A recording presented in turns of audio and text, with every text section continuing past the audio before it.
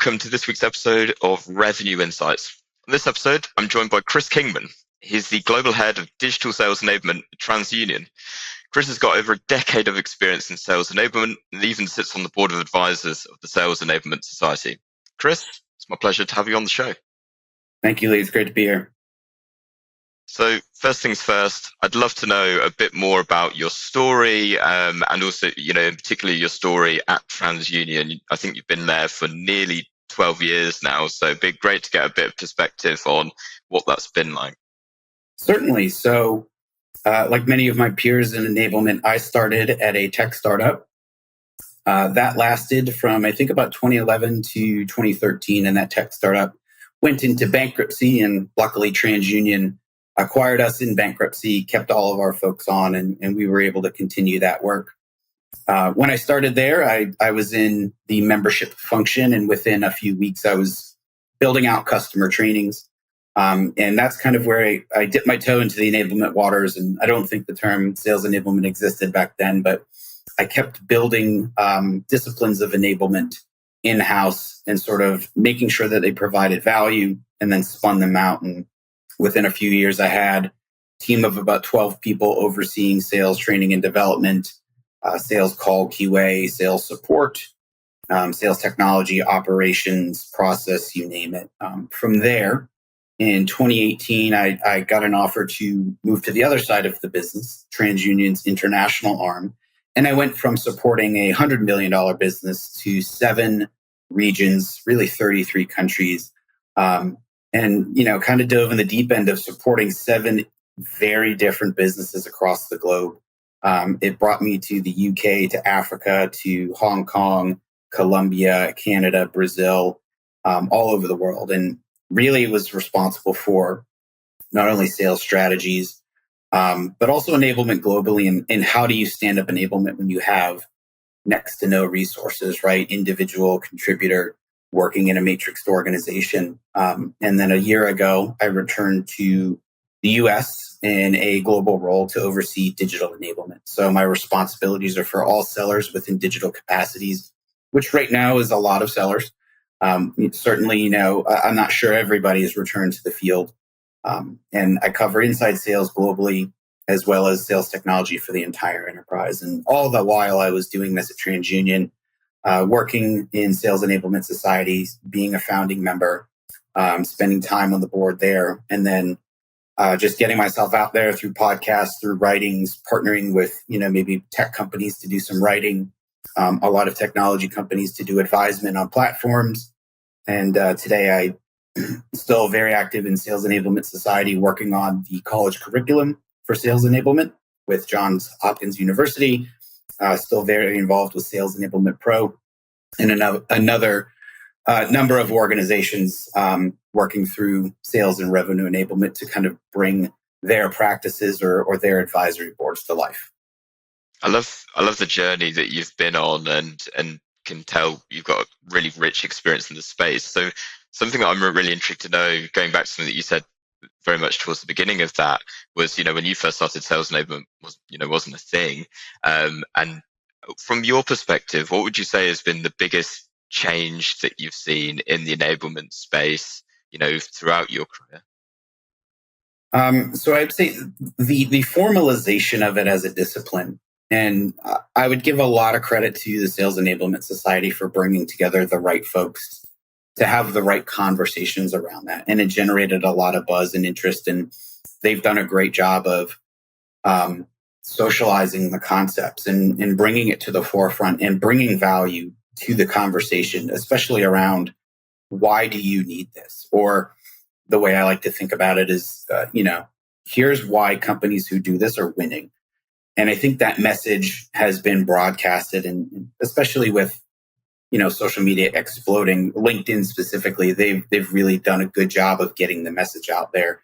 And of course, you have, the evolution of sales technology, and you're a marketer, so the MarTech landscape is 6,000 platforms in 100 categories, and sales enablement tech or sales tools can kind of have the same evolution there. And a lot of those companies, to their credit, saw enablement and said, this is something that is that is permanent. It's not going away. So how do we intermesh our platform with the enablement story? And over time, those stories have become very refined. And you have sales enablement platforms now, like MindTickle or MediaFly, who that's all they do. And I think it's been a great joint effort between people doing the job and then vendors or platform providers really seeing the value in it and showing up with actual beneficial tools that can really make some impacts. The thing that really resonates with me from what you've just said there is, really validating the why and why this is so valuable, and actually proving the value to salespeople of, this is why we do this. Obviously, a lot of the guests that we have on the show have come from either from sales operations or revenue operations background, and what's so interesting in that space, in particular at the minute, is the challenge is really proving this is the value of why it exists, right? So something that I'm quite curious to know is, particularly at TransUnion as well, how do you work with operations teams? How are you guys integrating together, or is it a fairly separate function? We are a matrixed organization, and so our culture is one of collaboration. I really value the fact that I've never had to struggle with that, and I know that's not common. I know there are hierarchies and structures, but we have teams that all of them interface, and it's not hard to connect with somebody and say, here's what I need from you. And a great example is operations does sit separate from enablement. They do the reporting. They do levels of analysis, and we can ask, here's what we need, or here's the information they need to run my business. And then I can bring it to my teams, my training teams, my tech teams, my insights teams, and say, tell me what's happening with my business. And I think there's, everybody understands how they contribute to the success of the organization. And so partnerships are key. What to me, enablement is about two things: people and relationships. And the relationship piece is very critical, because you need to be very clear and very articulate of what you're trying to do and why. And it's not as simple as saying we're trying to, get revenue. That's not enough. It has to be a little bit more of, here's how we're going to make selling easier, streamline processes, better insights. We're going to give our sellers more detail about who the customer is, what they may need to buy, or what's happening in their industry. And those partnerships, I've worked on for over a decade now, and they're cemented. And so we've got, a really great working order here. Amazing. And something that we were talking about beforehand that I'm keen to dive a bit more into is, that move from sales enablement into revenue enablement. So can you talk a bit more around what that looks like at TransUnion and how you're really pioneering that change? Sure. So I said this a long time ago at a keynote. I think the most limiting thing about sales enablement is the word sales in the title, because that makes people think that it's just sales, and sales is not. It's not everything, but it's a whole lot of things. And you have other parts of your organization that do contribute to selling, and that's anywhere between marketing and the importance of marketers to operations and delivering what you sell. We realize that enablement is largely tactical. There's some strategic elements of it, but you do need to partner beyond sales to make things happen. The easiest example is marketing, right? And everybody will agree that there's always been this contentious relationship between sales and marketing. But I think the benefit of that being called out between enablement over the years has led to better conversations about, okay, how do we partner better? Let's talk about lead gen. Let's talk about brand awareness. Let's talk about campaigns, messaging, assets. Here's what we need. Can you help us develop these things? And it goes back to that, well, what are you trying to accomplish conversation? We need to bring more customers in the door. We need to generate more pipeline. We need to bring brand awareness to a new solution. Marketing. How can you help? Or here's how you can help. And I think having those deeper conversations with your business partners is where you start, right? Move beyond sales. What is the impact of what you need to do? Or an easy thing you can compare it to is your go-to-market cycle, right? Or your go-to-market process. There's a variety of departments involved. So partner with each one and talk about what's the immediate sales goal, get this product out. What is the long-term goal, and how can each individual part of that support it, and how can sales support it? I think sales is, underutilized in terms of a source of customer information. There's market studies. You can look at product studies. You can look at white papers. But what is the quickest way to understand what's happening to your customer base? Talk to them, right? And so sales, can be this sort of funnel for information that comes back in after a while. If you establish the right expectations with your sellers, anecdotes become anecdata. One customer saying something is wrong or something doesn't work or I'm experiencing this pressure it's one customer. But if you hear it 4 or 5, 20, 50 times, that's a trend. And that trend should be brought back to your product team. And it should be brought back to your marketing team and your operations team to then recalibrate your strategies. And that's it's a really simple example of a cyclical yet strategic improvement that all goes back to sales. In your organization, was it a natural progression towards that where it was, this just makes sense? Or did it require a level of alignment perhaps from the top of the business to be like, this is the way that we're going to do things? So, we were certainly, just like every other business, we had our silos, right? And I think silo breaking is something I've talked about in past podcasts and things like that. That's where you start, right? Have the conversations, break down the walls. Just from my experience, the best way to do that is to tell them what you're trying to achieve and also give them the clean slate to say, maybe this partnership hasn't been the best in the past. It's the past. We're going to move forward. And here's what we need to be successful together. That's why I said people and partnerships, right? Or relationships. We've done a really good job of navigating those conversations. And I don't want to say it's solely my relationship building skills. That is not the case. It's just ongoing, constant communication and alignment of, where we need to go and talking about how to get there. It's a group project, right? It's a field trip. Everybody's coming along. It's not just a sales responsibility or a marketing responsibility, an ops responsibility. Revenue enablement is everyone's job. I'm interested to jump actually a little bit back to something that you said before in terms of like how you're proving the value of the enablement function, and in particular, now you've gone from sales enablement into revenue enablement. I'm curious to know if you have any examples of now after making that switch, how you're proving that value, to the marketing team, perhaps to the customer success team and beyond. Sure. So I would say you never want to let go of your leading and lagging indicators, right? Those are foundational metrics, and always analyze and assess those. Where we've been trying to layer on analysis is, especially with this switch to digital, is at the individual seller level, right? So you have salespeople, they are not confined to a 9 to 5. They are not sitting in a cubicle making calls. So the expectations that you have talk times and dials kind of goes out the window. It does matter. You do need to have effort and things like that. But where do you look now? And so what we've kind of done is gone to analyzing output or activity as it relates to production. How many phone calls, how many emails, how many voicemails, how many task activities are tied to an opportunity, and then you stretch that across the life of the opportunity. Its age, its time and stage, its close or conversion ratios, and you get to a point that says this is the level of effort needed to close a deal.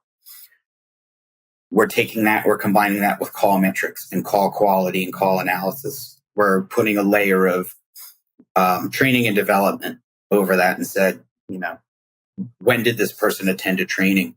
Was there an increase in these numbers? Was there an increase in their activities, in their quality scores? We're integrating training content into call recording and quality monitoring. Did you talk about the product? Did you use the right terminologies or the right pitch? Were you answering the questions correctly? So we're layering in all of these really subjective things to get a more comprehensive score because things are not as cut and dry as they used to be. And so we're sifting through more data than ever, and we're generating more data than ever.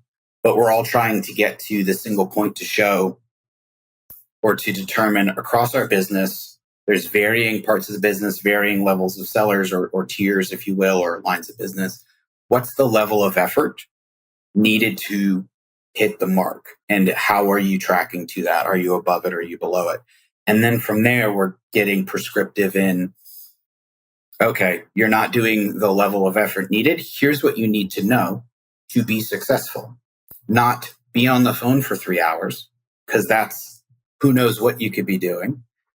Not 50 dials. But if you call and you have 10 conversations a day and you send 30 emails and you do 30 LinkedIn posts, here's the average return on that.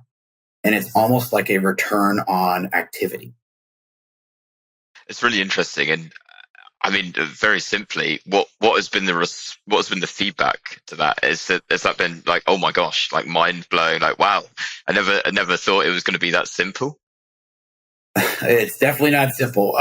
There's a lot of data to sift through. Sure. It's very hard to get a lot of that data in one place. I'm very fortunate. I have a lot of talented individuals around me who happen to just make me look good all the time. It was a massive undertaking to just define where the data came from. And if you go down this path, I would encourage folks to start there. What data exists in your world, right? Where does it live? And you're pulling from sales tools, you're pulling from CRM, you're pulling from your billing system or your delivery system. And then what data don't you have? And a big part of our exercise was saying or asking our leaders, we know you have questions about seller performance, and there's questions that we can answer, but there are also questions we cannot answer because we don't have data. So what are those questions? So we can find the data, or we can figure out how to get the data to then answer the question. And you go through this big mapping process, and then you go through this very ambiguous process to say, we have all of this data. What can we infer? If we look at this and this and this, does that tell us anything? Does it matter, right? And you'll be able to tell a lot of things about a salesperson, but a lot of it is useless information. And so you have to weed through all of your data, all of your insights, and then go back to your leaders and say, what really matters? What really, production matters. We get that, but what does that look like? And then you sort of reverse engineer. We've reverse engineered to kind of get to a point to say, you know, the example I gave is return on activity. If we have somebody that, you know, calls a lead or follows a cadence to this, you know, 97% accuracy, if you do that 95% of the time, you'll be able to get close 95% of the way to your quota, some metric like that. The reception has been great. The ability to get through all of the data and make it ingestible has been an absolute challenge, and it is no easy undertaking. So good luck to anybody that does try it. But I think as we kind of stay in this digital environment, the focus is going to be on how much work do I really have to do to be successful? Data is such a common topic that we talk about on this podcast, and, you know, data quality and data health. And what's actually really interesting to me is for you guys, it's okay, now we've got the data. Now, how do we start to process it? Often the challenge that people have is I don't even have the data in the first place. So considering, I think by the sounds of it, you're kind of one step ahead of that. What would you say is the secret really to getting that data and getting quality data to then be able to glean the insights that you need to improve your processes? Sure. So, I mean, you're spot on. Garbage in, garbage out, right? And I love sellers, but some of them just don't want to leave good notes, or they don't want to use the CRM, even though it's for their benefit, and that's okay. It's an accepted part of the job. Yeah.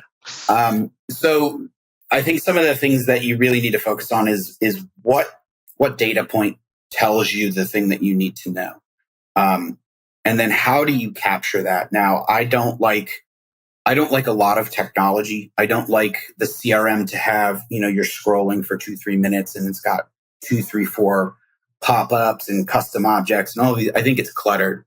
I think the CRM should be about as intrusive as an Apple Watch, right? Here's what I got to do. Okay, great. I'll go do it. When it comes to the data capture, how do you automate information that you need to collect, right? And you might not be able to.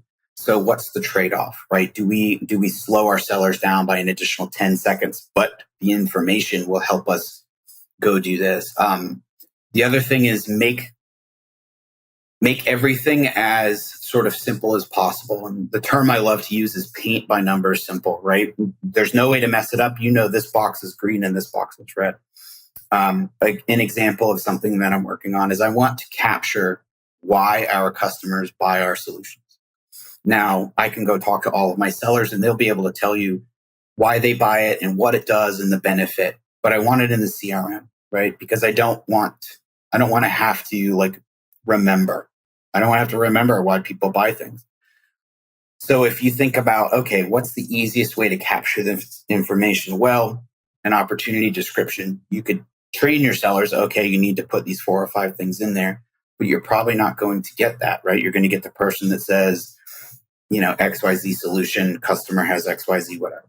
They're going to keep it simple. They're going to keep it brief. But if you do drop downs and you align as an organization, you say, we solve 10 challenges and we sell to 15 industries. Here's the 10 challenges that we solve. Here's the 10 market conditions that we're up against. And you build out drop downs that are required in your CRM. Pretty soon, you're going to be able to tell who's buying what and for what reason. And you're also going to be able to tell, more importantly, who's not buying that should. And I think that information is, you want to get a salesperson to use your CRM properly, show them the ROI on it. Hey, seller, if you put this data in, here's what I can tell you. And for me, one of the biggest things for me is I want to take the thinking out of selling.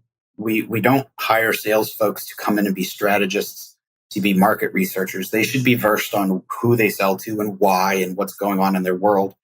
But I don't want them to sift through and comb through data. So if you use the CRM properly, I'll be able to arm you with call these people and sell these solutions and say this thing, right, at this time in this channel, et cetera, and do 9 calls because you'll get a 95% return, and sort of piecing it all together to where minimal CRM usage, maximizing data capture that then feeds right back into here's the level of activity necessary for success.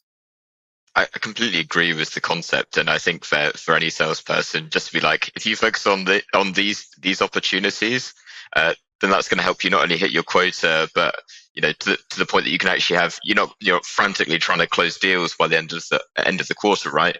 That's definitely a dream from sure, like many businesses to get to. So, what would you say is the secret to being able to do that? How do you create that within your CRM to get to the point where a salesperson goes in, it's like, yep, this is what I need to focus on. I don't need to get into the weeds of everything that's in here. I just have what I need.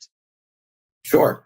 There's a few things that we really look at. So one is just be conscious of how much time does it take to accomplish certain activities in your CRM.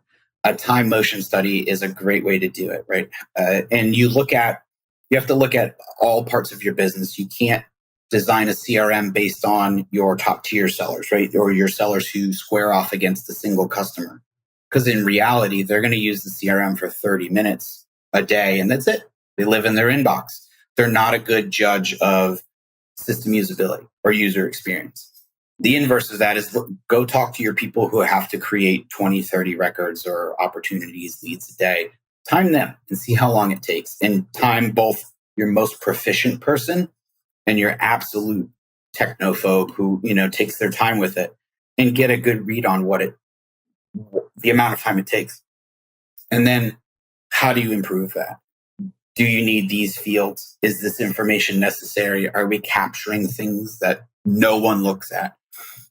One of the tools I found years ago for Salesforce, I believe, is called Field Trip. And it tells you if this field is being completed or if it's being used. And it was eye-opening that on some pages we had, 12% of the fields were used. That tells me that there is way too much going on in this field. I would rather have 20 mandatory fields than 40 optional ones, right? So go through the process, watch your people do it, time them, and then refine it and take out things that don't matter. Automate as much as you can. And that's a broad statement, but think about how your sellers actually work. Does the seller go into their CRM every day and look at their dashboards and know to click through all the dashboards? Or do they really just need an Excel report pushed to them every day that they work off of? Just because it's ugly doesn't mean it's not the best way to do it, right? And as much as I think everybody's like, I want to get out of Excel and I want everything in the CRM, and I certainly want that too, sometimes there's just efficiency and for efficiency's sake. And there's no need to complicate it. I don't think technology solves all problems. And it can certainly make some problems. So spend time with your people and then automate. And then the last piece is to the last point I made there was just figure out what data you actually need to collect in the easiest, least intrusive way to collect it. Yeah, I love that. And, to a point that you made earlier, it's like from a marketing standpoint, we've ended up at a point with like 6,000 different tools trying to do a million different things. And it feels to an extent like sales is going in a similar direction. But actually, it's interesting that a lot of this you're still being able to build in like a spreadsheet, right? Something that to kind of pull us out of this conversation and move us into a slightly different direction. I'd love to know, as you mentioned in your role now, very much coming at it from a digital perspective. Is there a project that you've been working on this year that you're particularly passionate about? Certainly, I would say a couple things actually. I have a great team of enablement professionals and trainers on my team, and they've put together, in conjunction with sales leadership, a talent and development pipeline, if you will, or a career path. We decided on the type of seller or professional that we're going to look to hire within the inside sales or the digital selling organization. And my people in sales leadership put together a zero, you start, here's your new hire onboarding to you complete your third year. 4 kinds of training, 3 vendors, new hire onboarding that is 4 weeks plus a 90-day support program, a traditional TransUnion, this is who we are, this is what we do, new hire program, a role certification program. So if you're a hunter or farmer, just to use generic terms, you get the same training that everybody else that comes through the door is as a hunter or a farmer. And if you switch roles, you get the other one. And there's a sales manager sort of certification as well. And then you go into 2 levels of sales skills training, so intermediate and advanced with another vendor. Then from there, you are good to go to the field. You're good to go to transition into sales management, or you're just going to keep winning the sales contest and winning the trips and the cars or the big check, whatever you want. But you have a master's degree in selling, as we like to call it. So I'm very happy with that. You hear a lot of chatter online over the last few years of, new hire onboarding is no good, ongoing sales training is no good.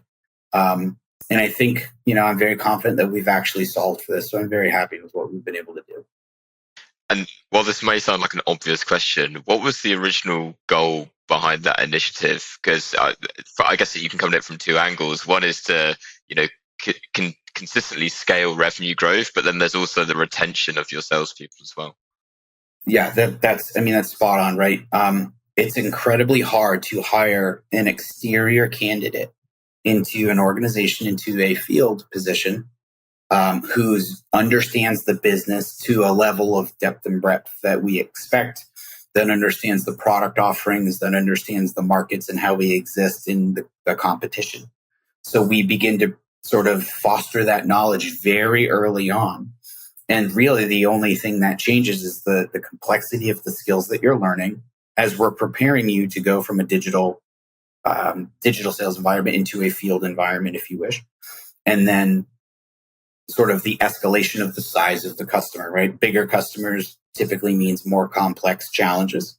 Doesn't always, but we're preparing you for those conversations and to be successful in that environment. Amazing. With your role from, as you call it, field sales into more of the more digital sales, has there been unique challenges as part of that in comparison, or would you say it's similar? Unique challenges in just supporting digital selling or the career pathing? Uh, More generally in terms of digital selling.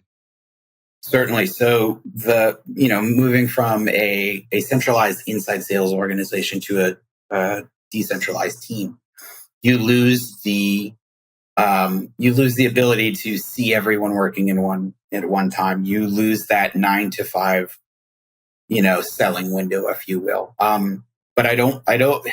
It's an opportunity and a challenge, right? Was there time to kind of figure out how it worked? Absolutely, because for the first 6 months, everybody was in a 9 to 5. I need to sit at my desk and make phone calls. But as the world kind of adjusted, I think part of the driver to move to the activity driven or the outcome driven type measuring that we're doing is selling has changed, right? And buying has changed. I don't think if you try to make a prospecting call from 2 p.m. to 3:30 p.m. Eastern time, you're probably going to get a voicemail because most professionals that have children are picking them up from school. They're not going to take your call, right? But if you make that same phone call at 4 p.m. or maybe 6 p.m., you might be able to catch them or send the email a little bit later in the day. It's the first one they open the next day. You might be able to get a little bit more attention. So there were certainly challenges in understanding. I think the time of selling was a big one, right? And then the approaches too. Now suddenly everyone is digital 24/7. Everyone's in a Zoom call. So how do you sell in that capacity? How do you sell when you don't have a captive audience, if you will? Not that digital selling typically did, but the changes in the environment, I think, did impact the selling. The accessibility was impacted. And so how do you have conversations with customers, but it's a little less formal, if you will. They're not in their office. You're not in yours. How do you keep it short and to the point? How do you clarify value for them in a very tight window, all the while being flexible in the means and the timing of your communications? I think are all the immediate challenges that we got. And the first thing that we did was just get rid of the talk time and the number of call expectations. We lowered them, and then we just really focused on the output. Work when you need to work, but understand that your output is what we're going to be looking at. And we supported them by saying, here's digital selling best practices. Here's how to have compelling digital meetings or do visuals and all of those things initially into the lockdowns and whatnot. But eventually it just subsided into make sure you're having the right conversation. What is the customer's pain point? Talk about how we can provide value and then move on from there, right? And so I think those are some of the immediate challenges that we've been able to navigate. I'm going to give you a really nice, broad, open penultimate question. Do you think digital selling is a good thing and it's here to stay? Or do you think we'll gravitate back towards a more traditional way of selling? I think all the big research and consulting firms said digital selling was going to be 80% of selling by like 2030. And that was just accelerated. Will we go back to in-person? Absolutely. It's already happened, across the globe. I'm sure I know a lot of folks that are right back on planes every week. I think some organizations have realized we don't have to see customers, and some organizations have realized I really don't want to see salespeople anymore. And that's great. That's great because it redefines the relationship. One of the things I'm really working towards for the future is the revenue model supporting the customer engagement model. And I believe customer engagement is kind of the future of selling is, there are customers that want you to show up and they're going to want to be face to face and they're going to bring in their team and you're going to bring your team. And if that's what they're asking for, you should do it. But there's also customers now who have realized I don't need to see a sales rep. I just need to understand the solution to my problem, and give me that and give me some price, and I'm good. And that's great too, right? No need to burden them or to call them and, hey, how's the weather down there? Just checking in with you, right? Those things need to go out the window, and I think they largely have. Amazing. All right, final question. If there is one book that you could recommend to other revenue leaders, sales leaders, what would it be? Oh, that's a good one.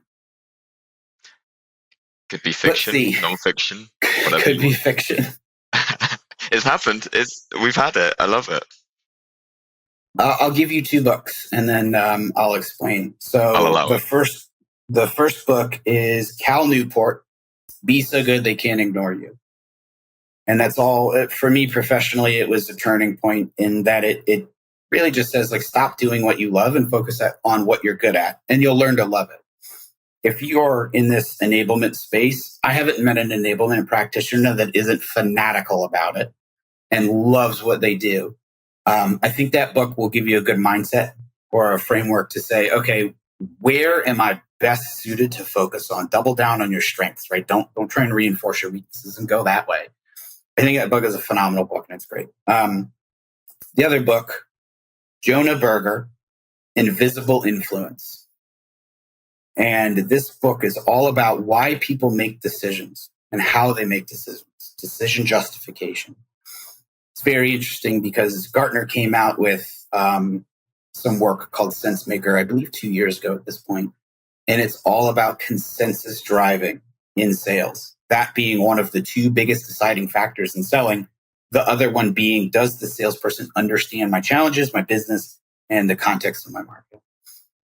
As you go upstream, as you become more senior in revenue and sales enablement, revenue enablement, you have to have more and more elevated or executive conversations, and you have to understand why people make decisions. And understanding how and why they make decisions will change how you approach them, right? Understanding their motivation to make that decision, understanding their perception for making the decision that they're going to make. There's no shortage of politics in any organization, especially when you're trying to do something to impact revenue. And you on paper can look like an operating expense. So you have to be able to understand how to have the right conversations and motivate people and get them to understand what you're trying to do or what you will do, and have the sort of the skills to navigate the decision making. Fantastic recommendations. Love that you gave two as well. Chris, it's been an awesome conversation. Thank you so much for coming on the podcast. One last thing before we go, to our listeners, if they want to learn more from you, connect with you, find out more about you, where can they find you? I'm on LinkedIn, Christopher Kingman. Anybody that wants to talk about enablement, shoot me a message on there. I will always carve out some time to connect with anybody, help them troubleshoot, problem solve, or put together a plan to go attack enablement in their organization. I'm happy to do it. Awesome. We'll put a link to that down in the show notes. Chris, thank you again. It's been wonderful having you on. And to everyone that's been listening, thank you so much, and we'll catch you next week. Thank you.